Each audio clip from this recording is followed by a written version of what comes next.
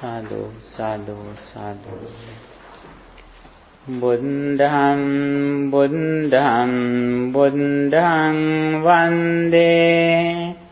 Dhammang, dhammang, dhammang vande. Sanghang, sanghang, sanghang vande. Buddham, dhammang, sanghang vande. Samanta cakkavalesu atra gaccantu devatam saddhammang munirajassa sunantu sagga mokkadam Dhammasavana kalo ayang badanta Dhammasavana kalo ayam badanta Dhammasavana kalo ayam badanta Namo tassa bhagavato arahato samma sambuddhassa Namo tassa bhagavato arahato samma sambuddhassa Namo tassa bhagavato arahato samma sambuddhassa Nibbānaṃ paramaṃ sukhanti. Homage to the exalted one, the worthy one, the perfectly enlightened one. Sadhu, sadhu, sadhu. Dear friends in the Dhamma, all of you are warmly welcome. First of all, I would like to wish all of you, may you have a very peaceful, prosperous, healthy New Year. Okay, here the topic is the highest bliss that Buddhism says. Always, especially when a new year starts, we like to get some blessings. That is why people go to some religious places, church, temples, kovils, they go to get some blessings. Ordinarily people think that blessings come from outside. But actually, when we think the real blessing generates inside. It depends on our mind. If we think something with pure mind, that is the real bliss, that is the real blessing. In this situation, Buddhism has explained how we gain the real bliss in our life. And also, Buddhism explains it from the beginning to end. Because, Buddhism is like the ocean. Ocean deepens gradually. Buddhist teachings also like that. From beginning to end, little by little, it goes to the deeper level. Here, it is very important to understand there is a very special discourse in Buddhism, Mangala Sutta, the discourse of blessing. Buddha says a lot of blessings that we can gain in this life, in the primary level. And also, not only primary level blessings that Buddha explained there, but it explains, the Sutta explains, the discourse explains the highest bliss that we can gain in our life. And here it is very important to understand, when we discuss Buddha's message, all Buddhist doctrines can be divided into two. One of them is, there are some teachings that Buddha explained in the conventional truth, in the circle of the samsaric journey. And also there are some teachings that Buddha has explained how we overcome, how we avoid this circle. How we go from this circle. In the primary level, Buddha explained how we succeed this life. It depends on the conventional truth. Not only Buddhism, but all teachings, scientists, philosophers depend on this truth, conventional truth. But Buddhism does not depend on the conventional truth. While Buddhism is explaining the conventional truth, finally Buddhism points out how we overcome the samsaric journey, samsaric circle. That is the very important thing. What is the nature of the conventional truth? It is like the, river.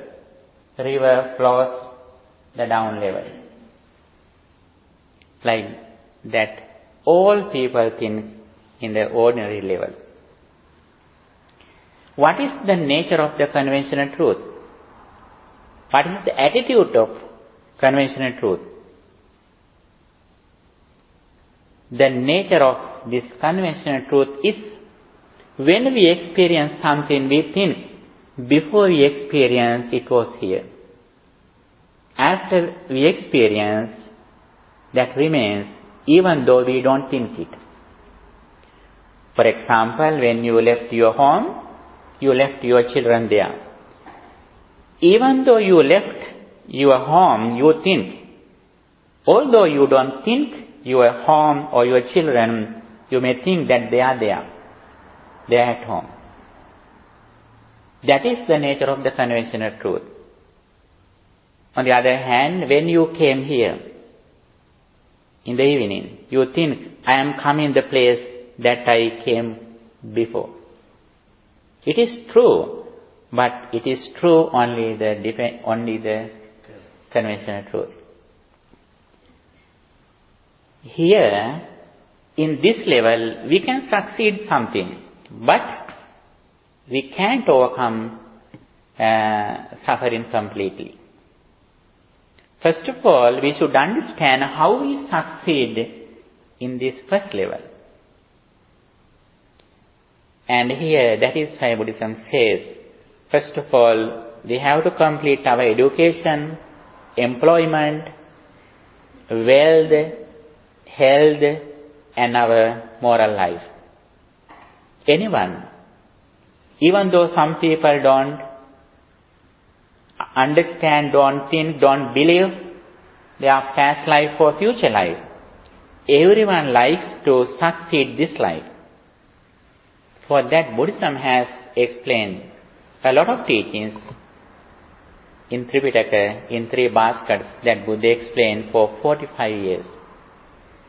There are a lot of teachings how we succeed our education, how we earn money in righteous way, how we develop our physical health, and also how we spend a moral life in the society. There are a lot of discourses that we can see which consist with these teachings, how we succeed this life. And also, while we are developing, while we are gaining our educational goals and financial goals, we should spend a moral life. That is also very important. Not only that, we have to develop positive thoughts, meritorious thoughts. That is also very important. That is why Buddhism explains the importance of the significance of practicing 3 meritorious deeds: Dana, Sila, and Bhavana. Practicing generosity, practicing morality, practicing meditation. Practicing generosity means that we are ready to offer something to others as they need something, according to their needs. We are ready to offer something. That is also one of the things that we can use to purify our mind. When we are generous, we can overcome our greed, attachment. That is why we practice generosity in the primary level. And also we practice loving kindness. Why should we practice loving kindness? What is the purpose of practicing loving kindness? Getting rid of hatred. Yes, getting rid of anger or hatred or ill will. The reason is we mostly suffer, we mostly unhappy because of our anger. When other people have some misbehaviors, mistakes, we are unhappy. We get angry. If we can practice loving kindness again and again, we are ready to forgive them. But we never forget. Buddhism never says us to forget. But we are ready to forgive. Forgiveness is a quality. But forgetting is not a quality. When we practice Dhamma, our memory gradually increases. And it is very important to practice loving kindness. That is why Buddha says, he who wishes to attain liberation has to practice loving kindness at the very beginning on the path of liberation. If we don't practice loving kindness, be sure it means we haven't started our spiritual journey, the path of happiness. If we want to see the beauty of our mind, if we want to see the beauty of our life, we must practice loving kindness. The benefits are not for others. Benefits are for our mind. And also, the important thing is here, the conventional truth. We always think there is someone outside. Not only we think that suffering or happiness comes from outside. That is why your mom always says, please don't make me unhappy, don't make me angry. They think that their children bring suffering to them. And actually, if you bring suffering to your mom, when you behave some way, the other people, other neighborhood people also should be the same situation. But they are not like that. When you are playing, sometimes your mom is angry. But the other person who are in front of, who are on the road, sometimes they are happy when you play at home. And happiness or suffering arises according to our mental condition. It changes from moment to moment. For example, sometimes when you are in the playground, when you play, mother is happy. But when you play in the hall, in this hall, mother is not happy. Mother says that, don't do like that here. It is not the place that you play. And that is the thing.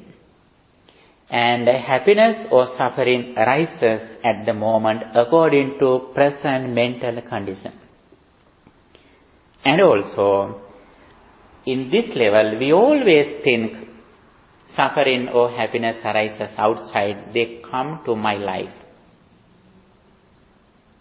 And also, when people do some good activities, physically, verbally and mentally, they think, if we do some good deeds, then the environment changes. They always try to change the environment, outside things and persons. The reason is, they think suffering or happiness arises outside. This is the nature of conventional truth. When we are in this level, sometimes we can be reborn in a blissful life. it is not a problem to be born in a blissful life. But we are not away from this sansaric journey, from this circle. What is the reason? When we think something at the moment, we think there is something outside. When you look at something, suddenly our memory comes. When you look at this one, you recognize that this is a recorder. Because when we look at something through your eyes, suddenly we go inside. And also, when we think something, for example, now you think your son or your home. Sometimes you may call, you can see something, you find your home outside. This is the nature of our mind. When we experience something through our five senses, we suddenly go inside with the previous experience.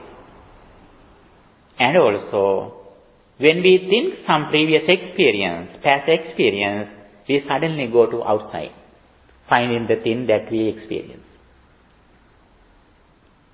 We think, whatever we think, that is outside. Whatever I experience outside, that is in my mind, according to my previous experience. That is true in some level, but when we compare with the ultimate truth, that is a delusion. What is the delusion? When you look at me, suddenly you think this is a monk, this is a person. The reason is you compare this form with your previous experience. You recognize something comparing your previous experience. But if I say something that you can't understand, idang mayang swan, did you understand something? No. You have only a sound. That sound and this sound is same. First, when you recognize this sound, you recognize it second time. First, you have sound that I did, that you didn't understand, the same. First, the surface level sounds comes to our ears. Then when we recognize it, we can recognize something through our ears. We recognize something through our mind. When we recognize something through our mind, the first experience has ceased. But mind is so fast. Because mind is so fast, we are ignorant here. You think that you are looking at me. You recognize me as your present experience. But it is not true. When you recognize me as a monk or as Bhante Dhammagaru, then the first experience has ceased. This is the real truth, but in this level, we always think we have the present experience. When we think in this level, we are ready to come back to the world. It means bhava in Buddhism. Bhava means becoming.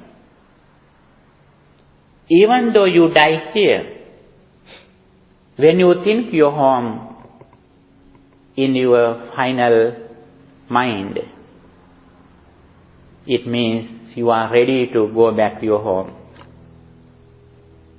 When you die here, even though you leave your physical body here, be sure you are ready to go your home in another form. Sometimes you can go home faster when you die here. As soon as we remove our physical body, we are ready to go to a next level according to our present mental condition. If we think there is an outside world, and if we have done good thoughts, if we have done good activities with the pure mind, it is not bad. We will have a blissful life as human beings or heavenly beings. But the problem is, even though we have a blissful life, we have some challenges in our life. What are the challenges in our life? Old age, decay, sickness, death, separation from our beloved persons. These are the challenges that we have in this life. However, we can succeed this level according to Buddhism by practicing some teachings that Buddha has explained. While we are succeeding in this level, we have, as intelligent persons, as intelligent human beings, we should reach the next level.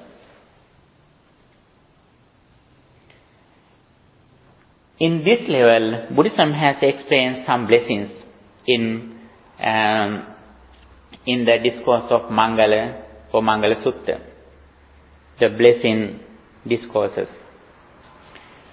One day, a divine being came to Buddha and asked, Bhante, human beings and heavenly beings are finding what are the blessings, what are the blissful things in the world. They have a debate. What are the real blessings in this world? Please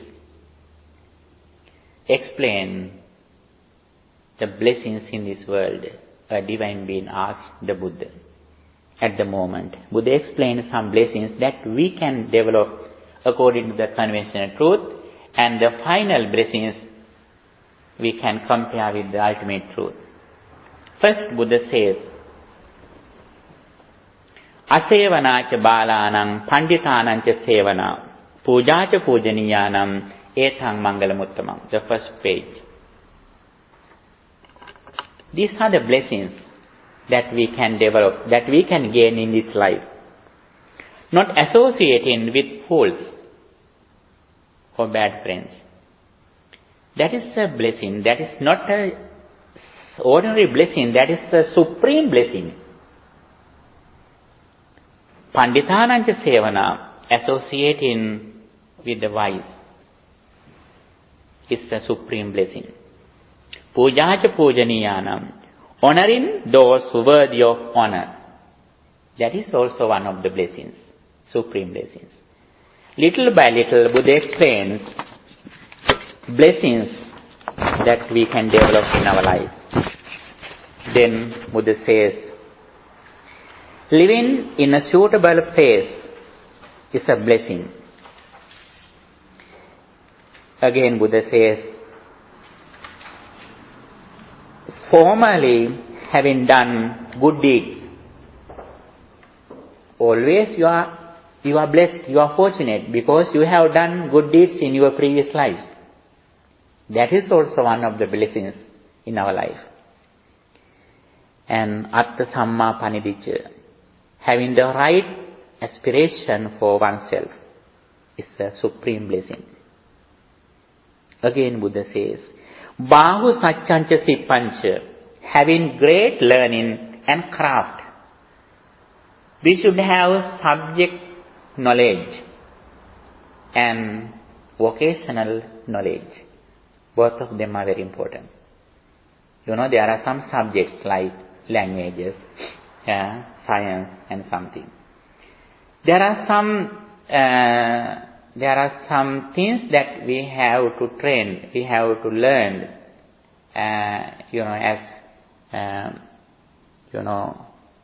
vocational trained. That is also very important. That is said as krafto sipancha.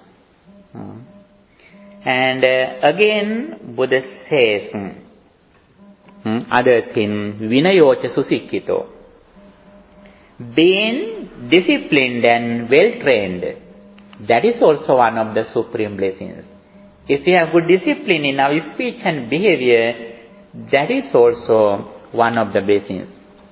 Again, Buddha says, subhasitacha yavacha. Whatever words are well spoken is a supreme blessings. What are the blessings that we can use as our words? If we speak something as true, that is good words. It is also blessings in our life. Again, Buddha says, Mata Pitu Upattanam. Attending on one's mother and father, or taking care of your parents. When we do these things, we purify our mind. We ourselves generate positive thoughts. Then our blessings are inside. Now people are coming to the temple, bring some blessings from the monks on 1st of January. But we monks are only facilitators who prepare, who help you to create positive thoughts in your mind. And we can transfer blessings to you. We are only the persons who are facilitators. When you come here, when you are listening to chantings, then you develop positive thoughts in your mind. That positive thoughts bless you. And when we taking care of our parents, usually they bless us, but the real blessings create inside by ourselves. Again, Buddha says, Putta Darasa Sangaho, looking after one's wife and sons. If we have children and wives or husbands, we should help them. We should looking after them. That is our duty. When we feed our children, when we help our relatives, when we looking for our relatives and friends, it means we purify our mind from negative thoughts. Again, Buddha says, Anakulacha kammanta, having work that is not confusing. We should earn money in a righteous way. When we earn something, if we are confused that it is not trustworthy, then we are not happy when we think the wealth that we earned. And here, little by little, Buddha explains the blessings that we create by ourselves in our mind. Next, Buddha says, Dhanancha Dhammacharyacha, practicing generosity and living by the Dhamma. When we live with the Dhamma, we are protected by the Dhamma. What is the protection that we receive through the Dhamma? Sometimes people may say that, I regularly come to the temple, but I am sick. I am going to old age. I am going to die. Some people think that. They think that their protection is the physical protection or material protection. Actually, the real protection that we receive throughout practicing Dhamma is the protection to our mind. Even though we practice Dhamma, we can't stop our decay, our sickness, our old age, our death. While we are going to old age, sicknesses and death, we create a mind that no one can disturb. that no one can steal our peace of mind. That is the real protection that we receive throughout practicing Dhamma. Ñātakānañca Sangho. Ñātakānañca Sangho means looking after one's relatives. If we have relatives, we help them. If we can help them, we should help them. That is important. And again Buddha says, Anavajjāni kammāni, performing actions that are blameless. Sometimes, even though we do some good deeds, some people can criticize us. It doesn't matter. But the thing is, we always think, when we do something, we should reflect on it again and again, whether intelligent people criticize me or not. Buddhism doesn't care about how many people criticize me. Buddhism always considers how many people are intelligent. That is the important thing. For example, when you go to a village, when you drink, when you use some alcohol, many people appreciate you. That is a good friend. My friend, I also come with you. When you smoke, many friends in high school sometimes, your colleges, they appreciate you. But they are not intelligent. According to Buddhism, we always look after how many people are intelligent. That is the thing that we should understand. That is very important. Again, that is also, if we can perform some actions that are blameless, that is also one of the supreme blessings. Again, Buddha says, Arati virati papa, abstaining, refraining from bad deeds. That is also a blessing. Majjapānaca saññamo, restraint from intoxicating drinks and drugs.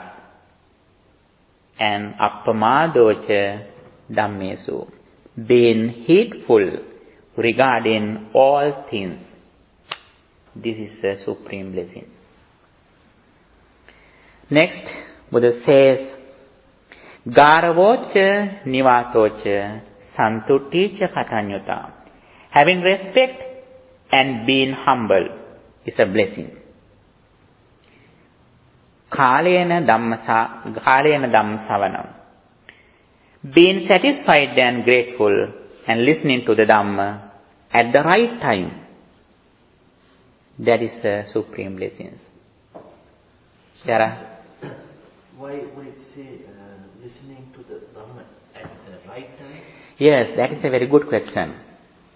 For example, when there is a wedding, if a monkeys go there and preach Dhamma, what happens? Then they blame us.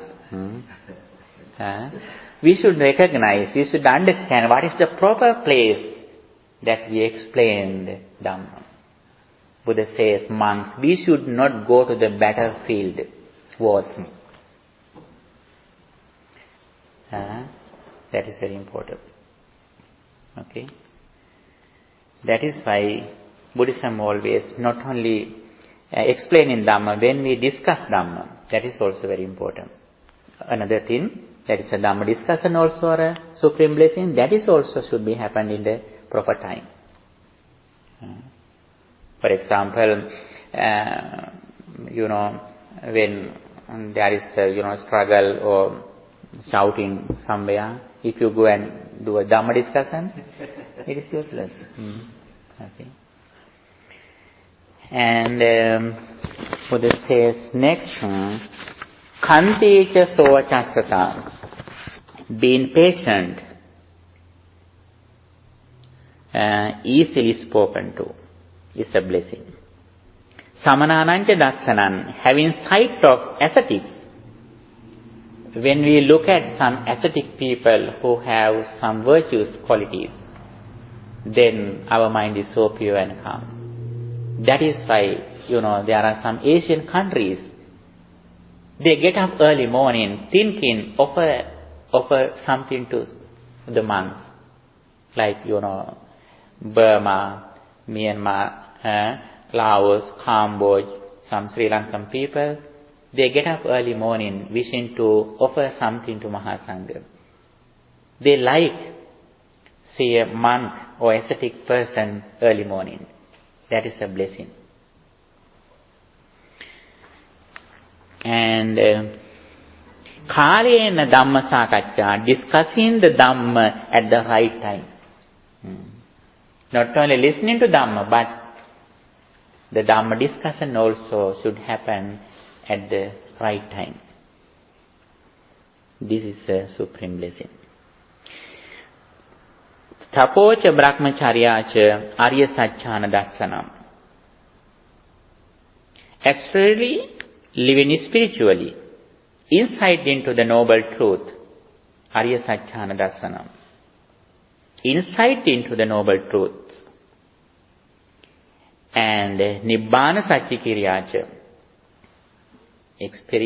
experiencing emancipation is a supreme blessing. Understanding the Four Noble Truths is also a blessing.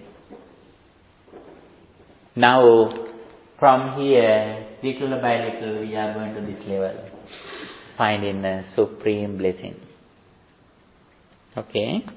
Then, again, Buddha says, Nibbana Satchikiryacha, attaining Nibbana, or experiencing emancipation or liberation or freedom, is the highest bliss in our life. As the result of achieving enlightenment, gaining enlightenment, we can create an unshakable mind that nobody disturbs.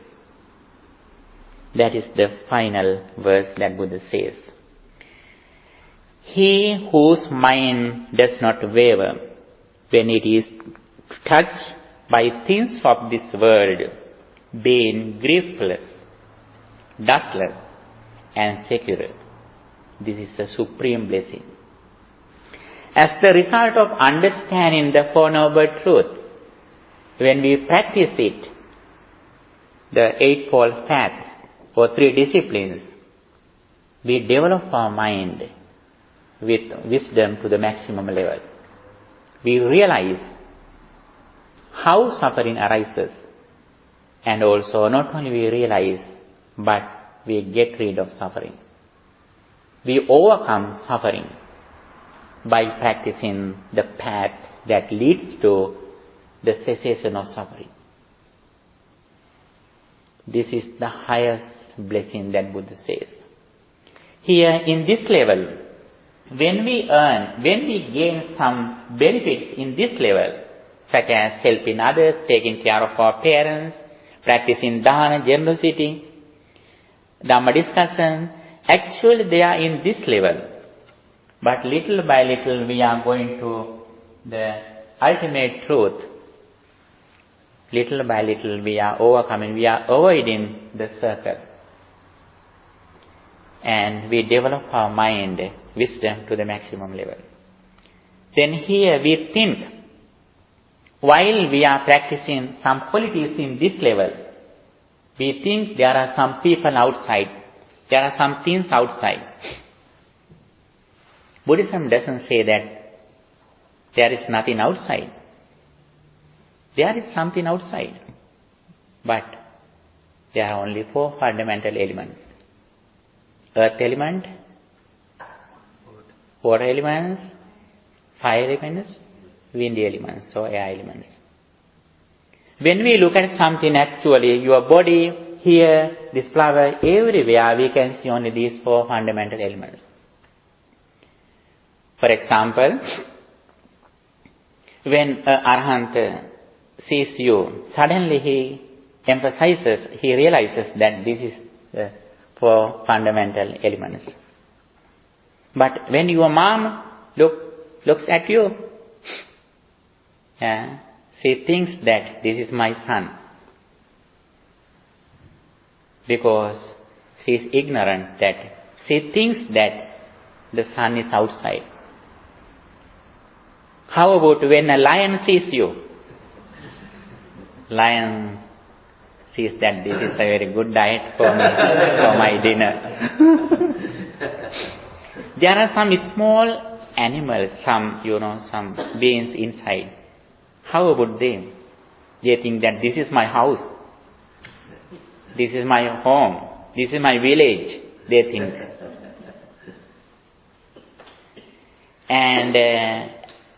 But in outside, there are only 4 fundamental elements. According to other people's mental situation, they create, this is my son, this is my diet, this is my house, this is my village. People create according to their mental condition. If we can understand this reality, we don't depend on outside. Our mind is not fixed in outside thinking like this is my son, this is my father, this is my brother. According to conventional truth, we think this is my brother. We deal as a brother physically, but mentally we are in the higher level. While we are dealing with conventional truth, mentally we are in a higher level. For an example, mother plays with their little kids, children. Physically they are playing with their kids. When someone sees, he or she may think that this mother is playing with the kid.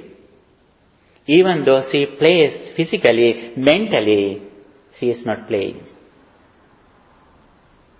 The intelligent person, wise person, with the understanding of the Dhamma, he or she also like that.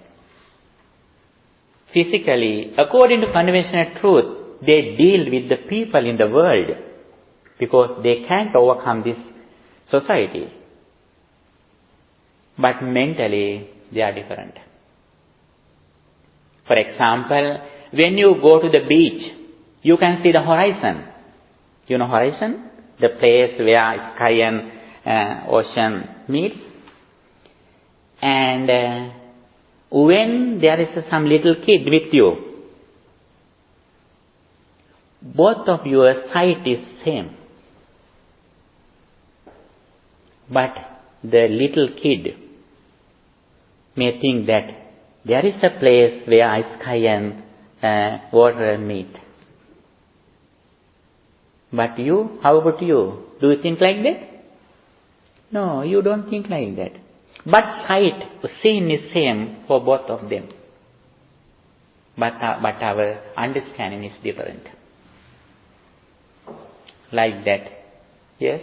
Have any question? When talking about conventional truth and when you're talking about a wedding and marriage, children. Mm-hmm. So in Buddhism, is it okay for having like more than one wife or husband like other religions?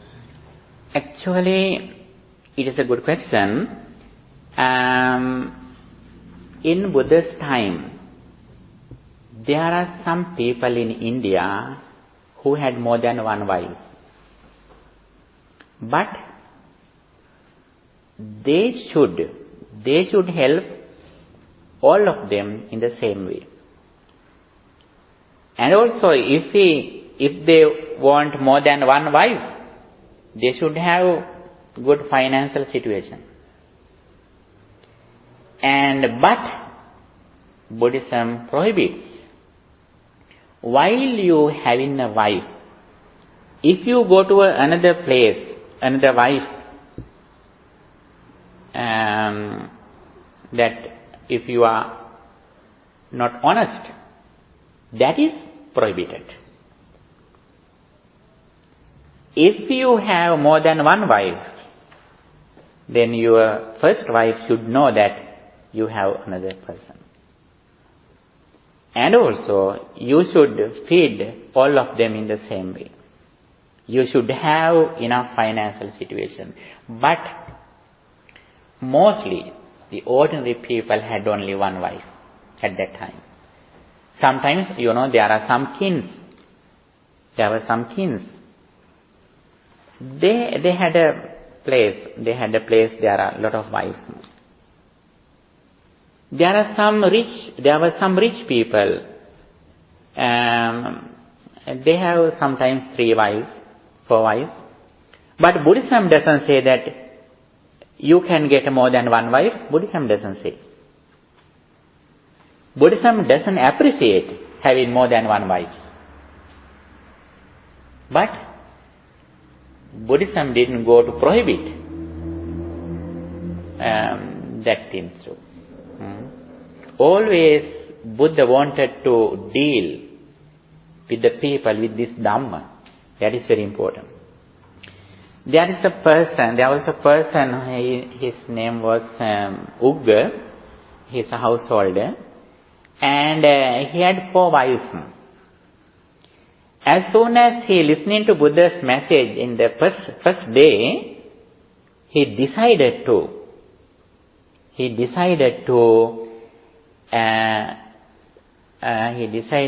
avoid the physical connection with wives. And after he went home, he announced 4 wives, please come here. From today, I practice one of the rules. Now I practice Dhamma. Now I have no physical connection with you, sexual connection. If someone needs to go back home, your parents' home, let me know. I will bring you there. If someone needs to stay at home further, you can do it. If someone needs to get married with another person, let me know. I will do it. Then one of wives said that, I like that person. Then that householder asked that young person, and the householder gave his own wife to that person. Pouring water. He says that, I have no any anger, any struggle in my mind when I give my wife to another person. Actually, this is the practical thing in Buddhism. He never said that, now I practice this quality, you also should practice like me. He never said. That is the practical thing in Buddhism. He asked everyone, if you need to stay here and do practice some meritorious deeds, you can do it. I facilitate everything. I help you. And also, if someone needs to go back home, let me know. I will bring you your own house. And there are some incidents there. But the thing is, if we have a wife or children, we should take care of them. We should attend them. That is very important. If we do it properly, actually that is also one of the supreme blessings. The fundamental thing in the society is our mothers, fathers and children. That should be successful. If we can succeed our home, we can't win the society. Therefore, we should start our spiritual journey from our own home. That's very important. If we have children, we should take care of them well. If we have our mothers who are sick, we should take care of them. That is our duty. When we practice those qualities, our spiritual goals also succeed. because of this good intention. If we don't fulfill our duties at home, actually it is unable to succeed our spiritual goals. Before we enter Buddhism, before we fulfill Buddhism, we should have humanism. That is very important. Okay, here in the primary level, we should do good qualities according to conventional truth. Then, little by little, listening Dhamma, discussing Dhamma with other people, we should recognize the Four Noble Truths. Realizing the Four Noble Truths is also a supreme blessing. What is the Four Noble Truths? Suffering, the cause of suffering, the cessation of suffering, the path that leads to getting rid of suffering. What is the suffering? What is the suffering? When we look at something, when we hear something, if we think there is something outside which brings me experience, that is suffering. When our mind is fixed in outside material things or persons, it means we are not away from decay, sickness, aging, death and rebirth. As soon as we experience through our senses, we should be intelligent that the experience is created by my present mental situation. It doesn't mean that there is nothing outside. There is outside things for fundamental elements. But suffering or happiness arises according to our present mental condition. For example, when someone is sick, sometimes you are angry. But if her mother is here, she is so compassionate. My daughter is sick. He is so sick, so sad. But suffering doesn't arise outside. When someone succeeds his life, her or his parents are so happy. How about her or his enemies? They are unhappy. And if we have this understanding, we always create something inside. And also, the other special thing, we think that there are some ready-made things outside. When you look at this one, you may think that this is a recorder which is built before I saw this one. But this experience actually we created at this moment. It is a very deep concept.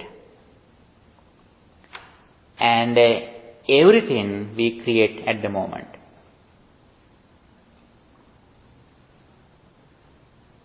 And also, these things are alive according to our present mental condition. We always take the same example. This is a wall for us. We can't go through the wall according to our physical senses. How about a ghost? If there is a ghost here, he can go through the wall. He can see through the wall. If you develop your eye, if you develop your mind, you also can see through the wall. You also can go through the wall. Then you tune your body according to your mind. Now we need some vehicle to go here and there.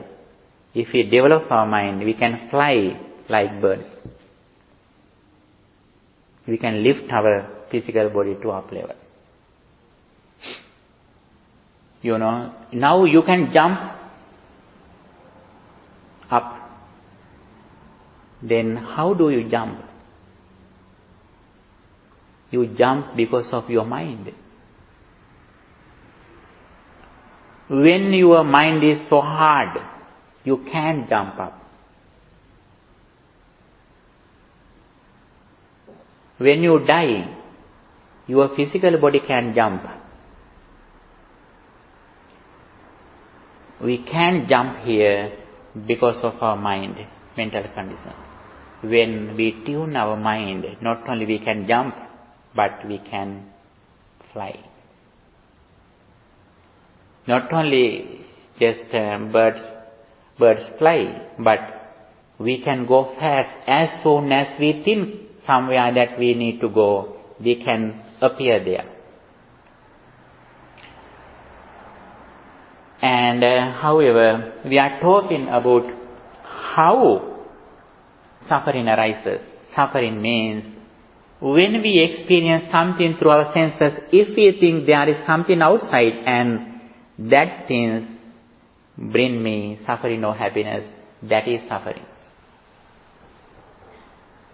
When you think your son is here, when your son is sick, you are also sick. The reason is your mind is fixed in outside that you think that is your son. If you have this higher intention, you can feed, you can take care of your children. And also you can overcome suffering too. You can do both things at the same time with this understanding.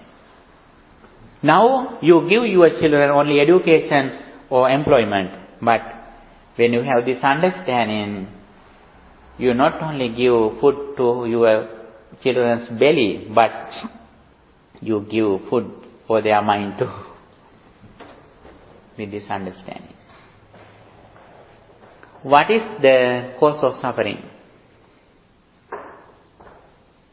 The cause of suffering is the attachment to our own life. But people think that I like my children, I like my parents, I like my friends. People think that. But they like their own life. You may think that I like my children, I don't like they are sick. I am so compassionate. You may think that. Why do you think like that? Why you don't like your children are sick? Because you suffer. When your children are sick, you have to go to hospital. Then you have problems. That is why you don't like that your children are sick. Then last day we got an example. When your children, when you go home back, you may ask that, my dear children, how about you when we were at the temple? Were you suffering or were you happy? If they think that, if they say that, my dad, we are so suffering when you are at home, please come early. Then how about you? You are so happy. When they are suffering, because of not you there, you like. How about if they say that, my dad, we are so happier when you are not at home? Then how about you? You may get upset. You like they are suffering. You like they depend on you. What is the reason? You like yourself. And people usually say that, I like my children, I help others, I love others. People may say that. They say it according to conventional truth. When you go to the ultimate truth, actually they like their own life. That is why, sometimes their children are successful. Then mother and father are so happy. When their children are not successful, they are suffering. When their children are not obedient, parents hate them. Sometimes their children are not obedient, disobedient. Sometimes they don't give their dowry too. Sometimes they give everything to the church. What is the reason? They think that their children should be obedient as they say. When they have challenges to their self, they fight with others. Sometimes there are some girlfriends or boyfriends, when they love each other, they are so happy. They love each other.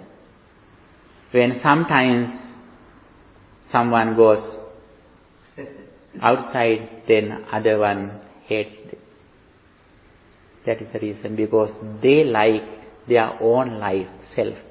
That's the reason. That is the cause of suffering. That is the cause of suffering. And the cessation of suffering, the third one.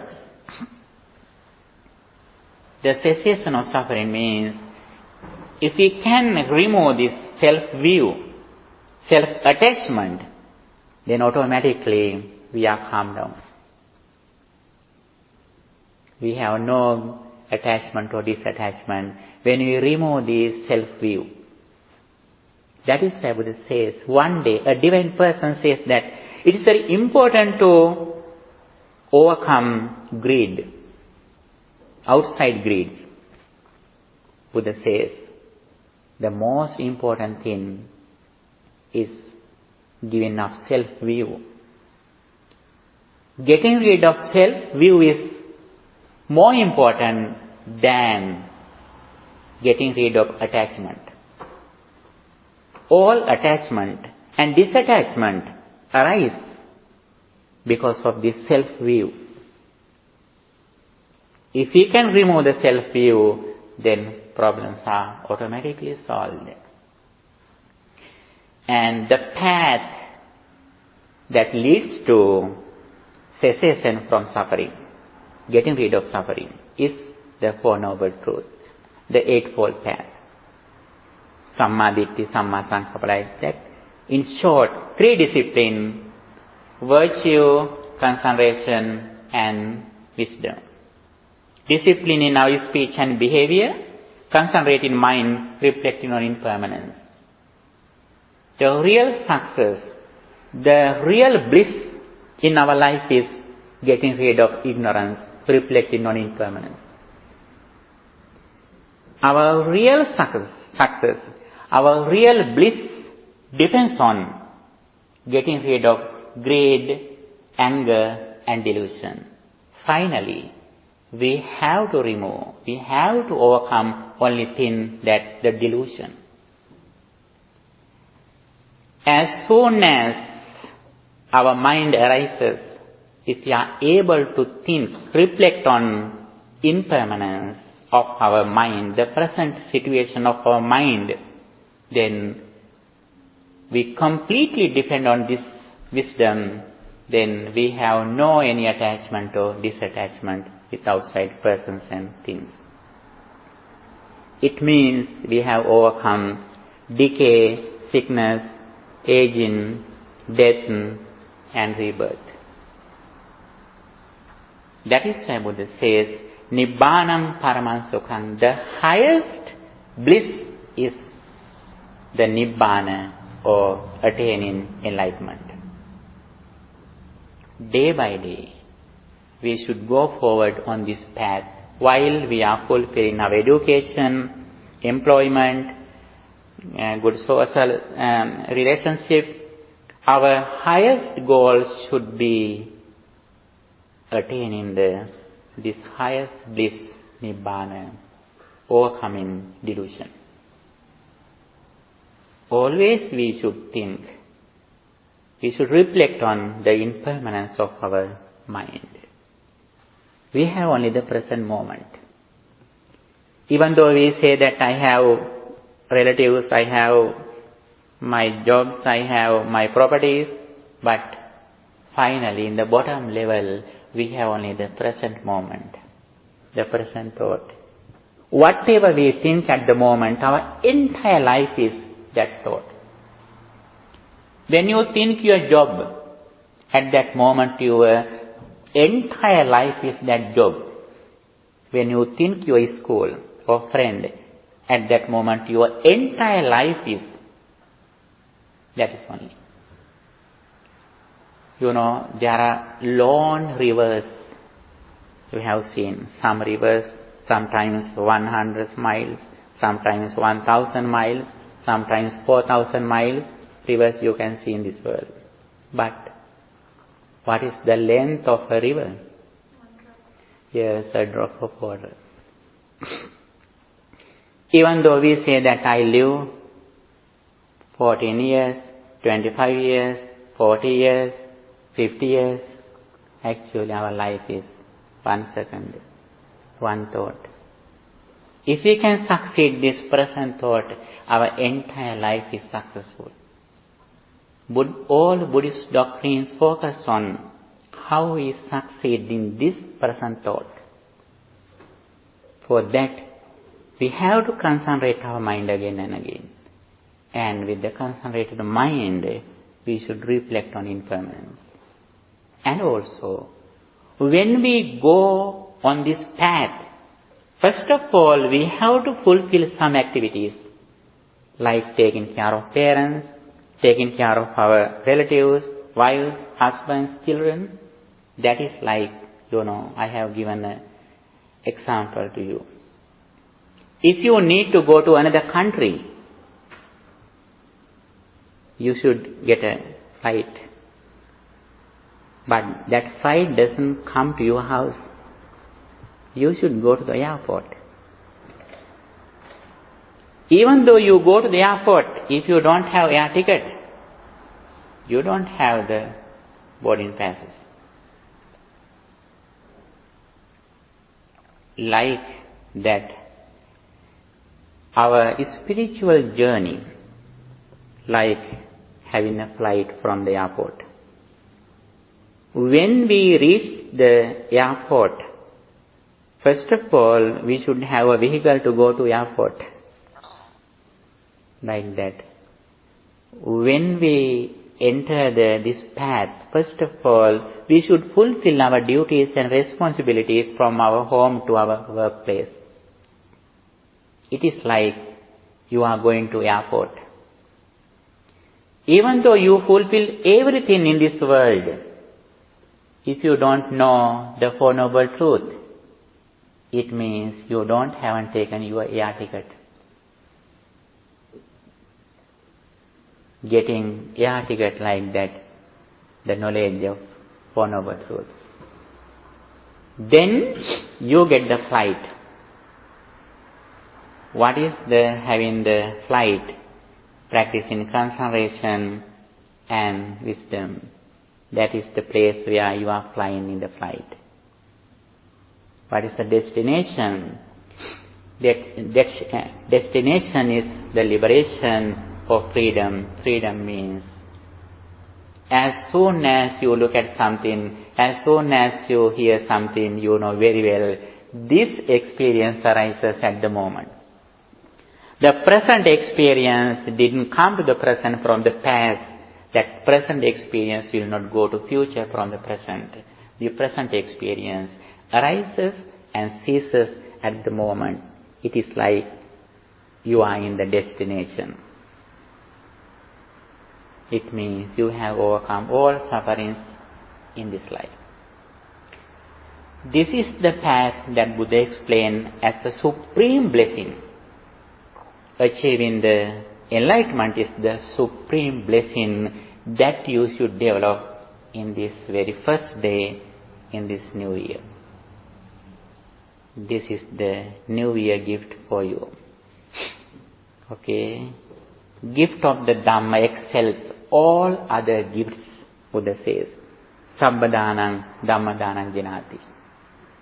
Gift of the Dhamma excels all other gifts. Reverend Sariputta, when he slept, he searched where is the place where Reverend Assaji is. Reverend Assaji was the person who explained the Dhamma to Sariputta. Before Reverend Sariputta went to the bed, he searched where is Assaji, and Reverend Sariputta kept his head to the Reverend Assaji's direction. That is the way how he paid his gratitude to the person who introduced this message to him to overcome suffering. Reverend Sariputta is the most intelligent person except Buddha. That person, that is the way how he paid his gratitude to the person who introduced this valuable Dhamma to his life. Okay, thank you so much for your good attention. Now we discuss the supreme blessings in our life from the primary level to higher level. Buddha introduced the real blessings that we gain in our life. Okay, thank you so much for your good attention. By the power of all these meritorious activities, may our departed relatives also rejoice with these merits, and may they also enhance their spiritual energy. Finally, may they also attain a final bliss of liberation. With that intention, let's transfer these merits to our beloved departed relatives too. Idam me ñātīnam hotu sukhitā hontu ñātayo. Idam me ñātīnam hotu sukhitā hontu ñātayo. Idam me ñātīnam hotu sukhitā hontu ñātayo. By the power of all these meritorious deeds, may guardian deities and angels also rejoice with these merits, and may they enhance their divine energy. May they also attain final bliss of liberation. May they keep their eye on you too. With that intention, let's transfer these merits to guardian deities and angels too. Ākāsattā ca bhummattā devā nāgā mahiddhikā puññantaṃ anumoditvā chiraṃ rakkhantu sāsanam. Ākāsattā ca bhummattā devā nāgā mahiddhikā puññantaṃ anumoditvā chiraṃ rakkhantu desanam. Ākāsattā ca bhummattā devā nāgā mahiddhikā puññantaṃ anumoditvā chiraṃ rakkhantu tvaṃ sadā. By the power of all these meritorious activities, may you be well, happy and peaceful. May your all righteous wishes meet with success. May all of us attain final bliss of liberation. Sadhu, sadhu, sadhu. Dukkham pantā ca niddukkha, bhayam pantā ca nibbhayam, sokam pantā ca nissokam, hontu sambe pipānino. Sadhu, sadhu, sadhu.